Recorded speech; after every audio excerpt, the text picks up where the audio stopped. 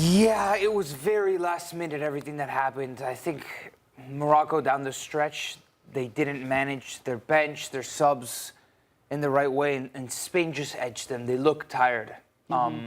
Because through 60, 70 minutes or up until whenever it was that Fermin scored the goal, the equalizer, Morocco looked in control.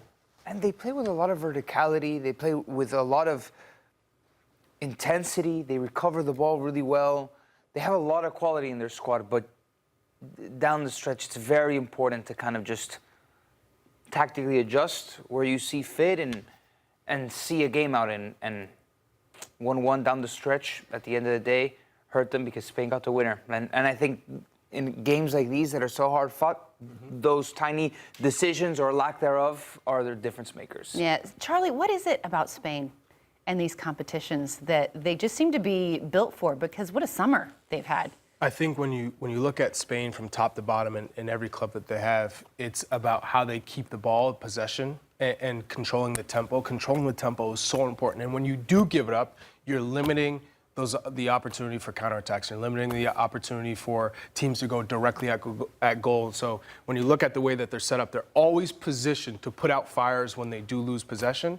And I think that's taught from top to bottom. Good technical ability. The tactics are on point. And so for me, both the men's and women's sides from the ground up have been taught the right way and how to approach games and how to adjust. Yeah. Alexis, did you think this was a fair result? Spain deserved it? It is. I mean, Yeah. the difficulty is sort of looking at this match and saying like, oh, Spain was the best team. They were by very minimally. Yeah. This was a Morocco team that I could have very clearly seen go to the final, you know what I mean, and get yourself a gold medal.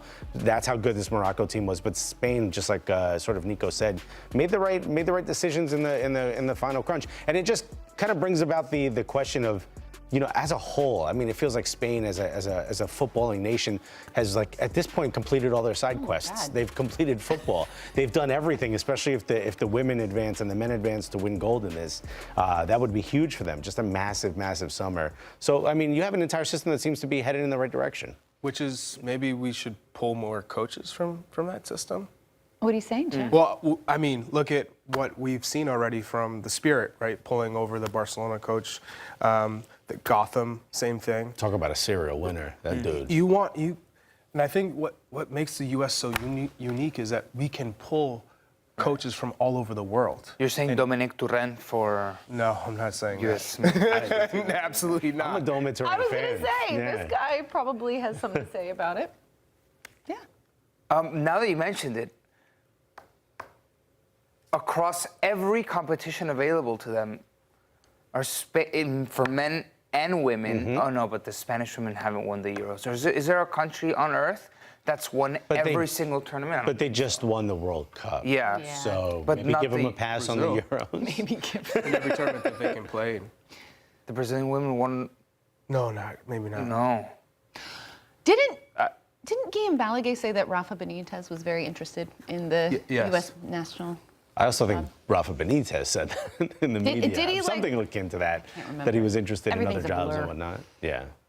Like, what do you think is so attractive from? Because You could also say that for France. I mean, France has been dominant for a long time. But from the coaching perspective of the Spanish coaching tree, what do you think is so appealing to pull from there that would benefit the United States specifically? Is it the tactical? Is it the technical? Technical.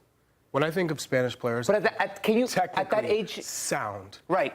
Technical from La Masia, from the so academies, technical. from Across the board, everyone's academy. Right. Yeah, it's a very technical league. on the national team. How much are you teaching the technical side of the game? You're not. You're not teaching players how to take first touches and how to move. As a manager, you're taking the best players available and you're saying, this is my game plan and this is how I see you fitting into So then when you said pull coaches and managers from Spain, did you mean for the youth levels? I'm saying to build them up in this yes. country? Ah, I got you, because I think we were under the impression you meant No, for the not senior the national. team. I'm talking about the youth levels. You have to teach the ideas and the technique, the proper technique, so you're not breaking bad habits when they're 18 to 22, which is what we've seen in this country, whether they go to college or whether they go to, MLS Next Pro into MLS. And that's what I'm doing now as a coach. I see it. Because, there are a lot of passionate coaches and great coaches, but they're not breaking down how do you pass? What part of your foot do you pass with? What part do you control the ball with? What foot to give the pass to the rival? All of the above. And that's something that we still have a long way to go. Yeah. I was sorry, just to further this conversation, because I remember something I was listening to, an interview that Alexis McAllister gave Argentine media, and he was talking about De Zerbi, for example, and all of these things that are, I think to the layman, it just goes over our head, and how with De Zerbi, he grew so much. The way that he receives the ball, he says, I didn't think about my first touch and the way that I orient my body as I receive the first ball, then thinking about what foot do I give my rival, to which foot do I give my teammate the ball to so it's furthest away from the rival. And not only that, checking my shoulder. He says, it's something stupid. It's such an easy movement. You don't realize. But you got to do it. And that, it gives you so much space. And those small details. McAllister was an all-right midfielder. And he went from being an all-right midfielder to one of the best in the world and then world champion. Like that's where we get over the hump with that type of mentality in the coaching. It even happened for me as a youngster. I was always the fastest. I was always, the quickest. And then as I got older, I got to be pretty strong. But I relied so heavily on my speed and quickness that typically I never had to check my shoulder because I was always in behind and I knew no one would catch me. Or I was checking the ball and I could turn. And then you realize when you get to the pro game, the game's so fast. If you don't receive all the information, and it's not necessarily, okay, is the defender right on my back or is he dropped off? Does that knowledge come from coaching? Like, is that okay? But before you get to before you get to that level. Okay, Yes. we're gonna. I love this conversation, but we have to hit on the other semifinal. We're actually going to chat more on the U.S. men's national team coaching search with Paul Tenorio later in the show. But let's chat on France. Egypt, because France gets the 3-1 win, but this match was a lot closer than the scoreline indicated. In fact, Egypt were basically minutes away from getting the 1-0 win, and then France finding the late equalizer, and then 2 goals in extra time for them. They were hammering them. Egypt were doing everything they could to hang on, but at the end of the day, it was just too much quality from France, and Thierry Henry absolutely Let me just tell you, for me, top of the list for U.S. men's national team, just off these vibes right here. I mean, just off them vibes right there, that's who I want leading this Charlie, team. you can see how big that was for him, because massive. Had they not found that late equalizer, I mean, it could have been pretty detrimental for Thierry Henry, and yet they find a way. The come from behind win. They're playing in a final against Spain as host nation of the Olympics. How big of a moment is this for Thierry Henry in his managerial career? I think we all know how incredibly huge this is for Thierry Henry to get this. I don't care how much talent that he has, and someone will say, "Oh, he's got so much talent. They're the best team." The best teams don't always win. They have to figure out a way, if you are the predicted winner, to get all the way to the end and hold the trophy. And so for me, this is such a big moment to overcome primarily all the teams defending and not giving you space and not really playing and bunkering in and being organized and just playing on the counter, figuring out ways to come up with the win. And so for Thierry Henry, they played beautifully, and I think they created a lot of chances, but they're a little bit wasteful. They actually were extremely wasteful in this game. And once Egypt scored against the run of play, you saw them say, all right, enough with that. Just let's be more dangerous and be direct to goal. And then we started to see a different flavor from this France side. A very creative, dangerous, dynamic. And then when they made the sub with Doué, who I think is incredibly talented as a 19-year-old, just fearless, incredible 1v1 dribbler, that they figured out a way to come back and win this game and do it convincingly. And now they're in the final.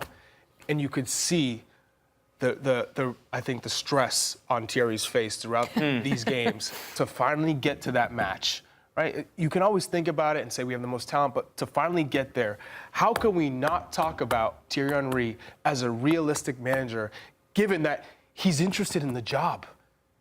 I've seen a lot of... For the U.S. Yes, for the U.S. I've seen a lot of tweets of, Thierry, still not good enough, not convincing, not a serial winner. We're talking about if he wins gold here, what more proof do you need? We set a standard, I think, for the U.S. from the very beginning of this tournament, what defines success and failure. And for France, anything but where this team is at right now would probably have been seen as a failure in the national eyes, given the fact that you have a load of talent and you're the host.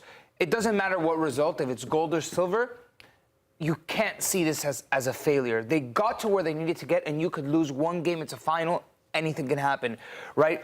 What I liked about this French team, especially when they were down 1-0, you can ride a wave of urgency. Oftentimes, especially with a younger group, that can fall into panic. That can translate into this erratic moment where you can't keep control, and France didn't do that. They were confident. They rode the wave of urgency, and they got the goal. Olise was great. Mateta was fantastic. Incredible. And then the flip side, the Egyptian defender that got booked. The guy. You're playing like these are the he got booked for dissent, and the end for no reason. And they didn't give it because they didn't give the pen. Yeah. And then he's the one that gets sent. Yeah. Unexcusable. I think you saw just the gap in, I mean, not the gap in heart, because I think Egypt played their absolute bodies off. I was going to say a much worse word there, but I went with body. I think they played their behinds off. You could see that they were leaving it all on the pitch, but I think you just saw that little bit of extra quality. And again, I want to point out just the overage players that Thierry Henry chose to bring with him.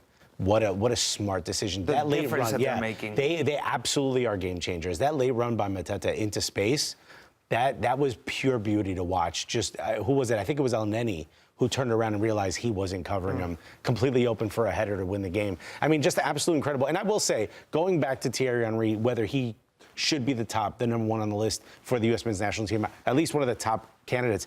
I think he's not. Who is? No, I didn't say whether he is or isn't. What I'm saying is, I think he needed this to some degree. I think he needed something like this to prove that the manager he was previously, because we've seen some clips and we've heard some things that weren't the most, it didn't lead to the best view of him as a manager. And we've seen how much he's grown as a human being. You've seen the times he's done podcasts where he talks about how much he's worked on himself. And now you're seeing that translate to how he relates to players. It's something of beauty. The fact that he was dancing, all jokes aside, that means this team is riding with him. That means this team wants him involved. It's not just the leader and a team. He is part of that team. There's a beautiful merger that's happening here.